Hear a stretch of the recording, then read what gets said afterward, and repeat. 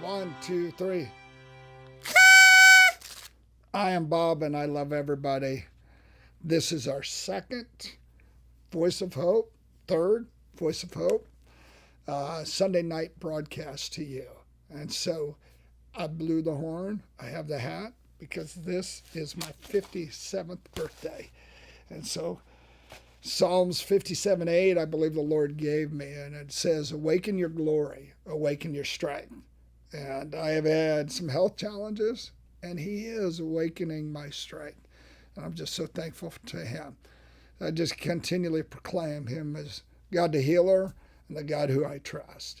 And so dealing with the God who I trust, or being in a relationship with Him, helps me to release stress to Him, which helps the health of your body.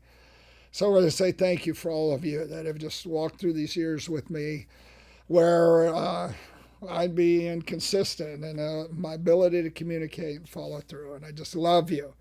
I just want to review quickly for you. Last time we shared on that it was more than just a hole in the ground.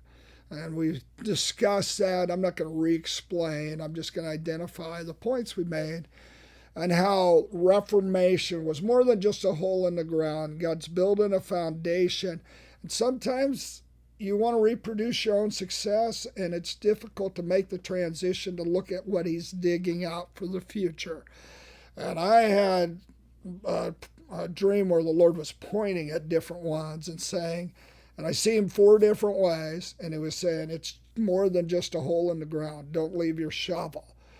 And so I speak that with strength. I've mentioned a few of those names, and I don't mind encouraging the ones I love, not to put them on the spot, but just to say, hey, let's keep looking at the hole in the ground, Eric. Let's keep looking at the hole in the ground, Chris. Let's keep looking at the hole in the ground, Peter. And God has some great gold for us. If we're those Proverbs 25:2, it's the glory of a king to search a matter out. And it's going to take some time, and He's going to help us, and it's going to be beautiful, and we're going to do it together.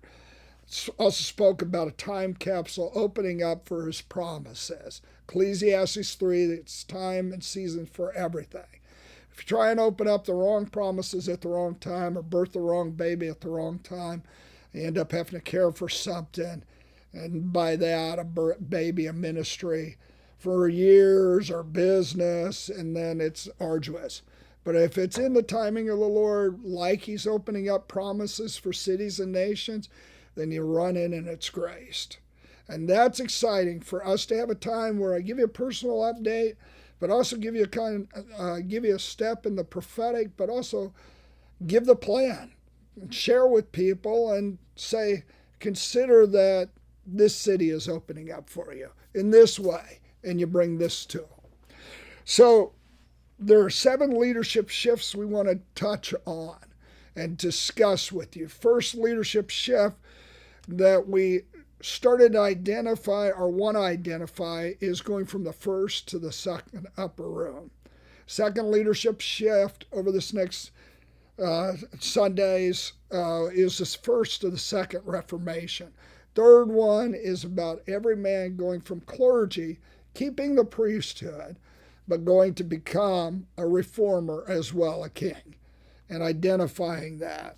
And we're going to open up that subject. The first subject, every man going from the first upper room to the second upper room. I just say this as introduction, is that there is a place of adoration where God opens up 1 Kings 18, who He is on all the mountains, just not in the church. We know that story of Elijah. They didn't think that he could be God on that mountain, Mount Carmel, but he was God. Baal had taken God's place and tried to move God out. And the story and the pattern for us in this hour is no, let God be God in these mountains. Let the knowledge of God rule and reign. It's not about ruling and reigning over other people. It's about discovering who God is in the mountains. And the first to the second upper room, really, I'm jumping into explaining it. I just want to identify one other scripture is just the Psalms 34, that anything that we magnify, it becomes bigger. And that says, oh, magnify the Lord, oh my soul. If you magnify your circumstances or the giants, they become bigger. And that just introduction as I share going in from the first to the second upper room. So let me say this about going from the first to the second upper room, and I'm going to turn a couple of pages. So I wrote notes last night that I felt like it would be effective for this. Is the first upper room we know about in the book of Acts after Jesus, passed on. He's on the planet, but he was resurrected. You had a bunch of disciples. You had a bunch of people that were confused, perplexed about what the next stage was for them. Jesus met them with many convincing proofs, and he really proved to them the Ephesians 2:8, that they're not saved by their works, but they're saved by grace. They're coming out of an old religious system of the slaughtering of bulls, the slaughtering of lambs, and it was now not by blood sacrifice, but they were accepted and beloved and received by his sacrifice. Set the world on a different course, where their relationship with God was opened up, the way they lived changed, the way they gave themselves away in generosity.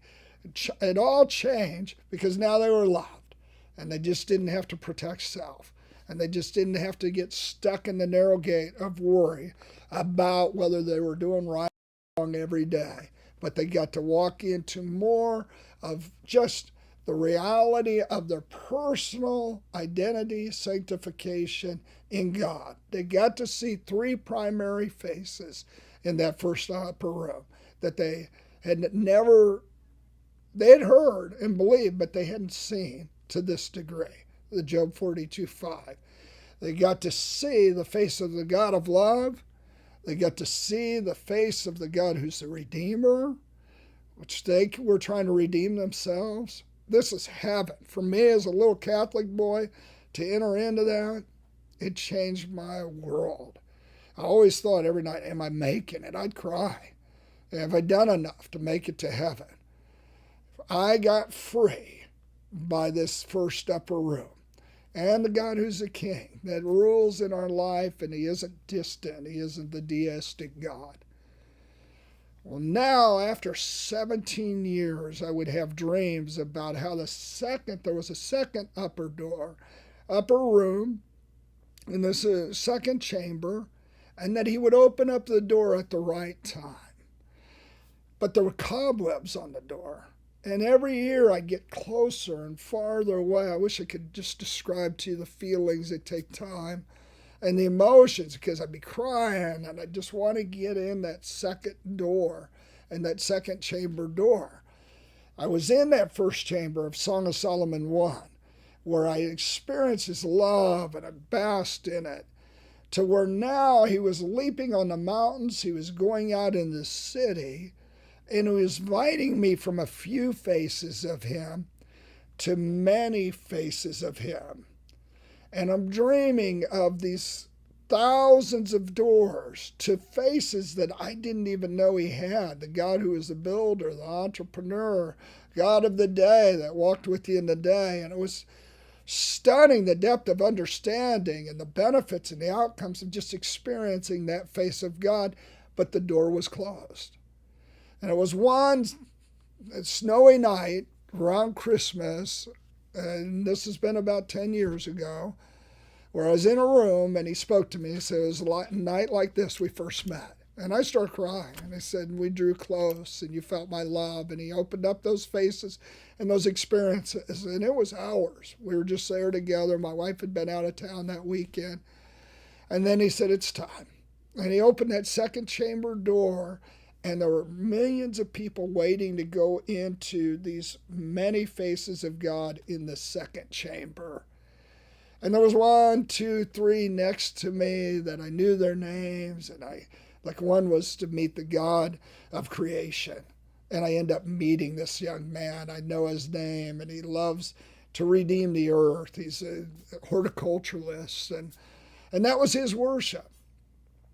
And so the Lord had spoke to me at that time, which I'm sharing with you now, that we have been in that first upper room, and it's been wonderful, and it's brought revival. But now he is opening up this leadership shift for the leaders, number one, to be led not by a cause, not by a calling, not by principles, not even by the general presence of him. So much different, but by the discovery of these different faces of God. Embedded in his face is his nature, his ways. He's a person that we have a deep relationship and communion with. And we mine out the gold of who he is as the God of hope in these different faces for the sake of one another and the sake of the children. The people are recreated by the knowledge of who he is and the knowledge of who he is in them. And then they get their own scrolls, who they are, how they're to walk out their life and the beauty of their life with him. This second upper room, he is opening that up. Then they get to ask him questions of his heart, see his face, and they get informed wisdom about their lives and their futures and their plans, and they're not led by herky-jerky starts. And then they go out with such confidence that they're not knocked off course or a leaf in the wind, but they're able to walk out with this continual seeing of his face, his order, his plan, his ways, who he is in their life. I'll finish with this about the second upper room and the importance of leaders and all to focus on the Psalm 67, his face. Because it's always we grab onto a different principle, different strategy, we reproduce our own success, and we run off and we miss, if we're not careful, the John 1:38 through 42. And as the disciples of John, they came to Jesus, and he says, what do you seek? Do you seek a new order? Do you seek a new upper room where you can just get a blueprint? And they said, no. Where are you staying? We seek you. We seek this living relationship with these many new faces of you that will take us into a place of the discovery of you in all of the mountains and all the arenas of life in your ways, and the earth will yield its produce, and all the people will praise you because their breath will be taken away. They'll see you, and everything will change, and they'll have this living relationship with you. God is inviting us to open that up and be finally feeders on the knowledge of God in the second upper room on a different level. Finish with this, and I said that a second ago, and had some great thoughts hit me, but I'll just finish with this. I have a dream, and it's after I've had this visitation of the first upper room, and the Song of Solomon 1:3 and 4. Draw me after you, let us run together. Says King opens up his chamber door. Where I go into that first chamber. Oh, heaven. Well, I have this encounter a few years after that where I'm in that first chamber. I'm receiving his love and his redemption, but I've left the planet. I don't really have much hope for the planet. I just want him to return. And I have the second encounter, and it's me walking across the city. And it's in the dark, and it's dismal, like a medieval city, but it's modern as well, but it's just got this cloud, and I can't find Jesus anywhere in the city. And I knew I was to find him, and that is beautiful, and he was comfortable with fishermen on boats, political arenas, educational arenas, and that he really was everything everybody always wanted was him. And the desire of all nations. And there's no reason to leave simple devotion to him. And I'm looking for him in the city, but I can't find him. Finally, after hours, I end up in the corner of a Catholic church. I walk back to the back of it. I mean, it's nothing about Catholic liturgy. It's beautiful, that. But I was brought up an altar boy, and I remember that sacrament room. And he was in there, Jesus, and there were these priests that represented more than just the Catholic Church, all across the body of Christ. And they were guarding him. And I look, and I hear this cry come out of me. And first I asked him, why do you keep him here?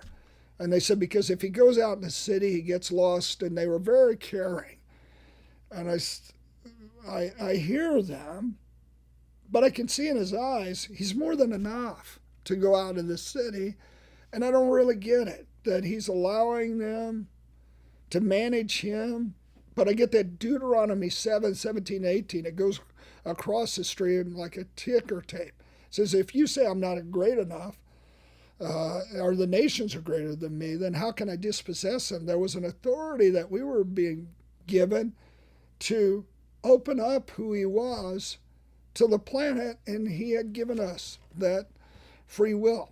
And so I shout out to these priests, give us intimacy with him, his faces in all of life, or give me death. Why have me on the planet? And it was a beautiful response because I kept shouting it. And then thousands came behind me. And then there was millions shouting it. And the priest started to shout it in return. And they were shouting the Psalms 24. Open up the gates of the city. Let the King of Glory come in. Their faith was growing. Their hope was growing. And Jesus entered into the city. And his faces would change distinctly. Not his nature, but just how he represented himself in the different arenas of life.